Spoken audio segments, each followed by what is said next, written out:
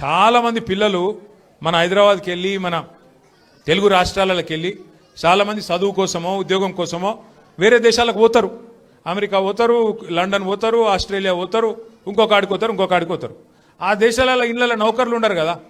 ఆ దేశాలలో ఏం చేయాలి? మనది మనమే పని చేసుకోవాలి, మన బట్టలు మనమే ఉతుక్కోవాలి, మన వంట మనమే వాడుకోవాలి, మన టాయిలెట్ మనమే క్లీన్ చేసుకోవాలి.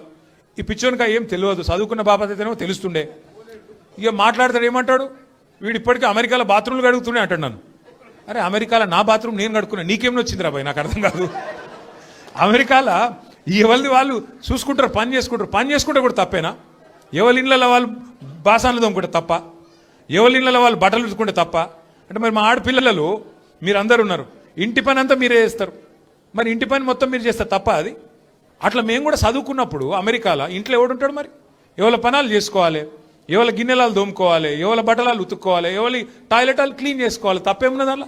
దాన్ని పట్టుకొని టాయిలెట్లు క్లీన్ చేసేటోడు నీ లెక్క సంచులు మోయలే, నీ లెక్క దొంగ పనులు అయితే నేను చేయలే.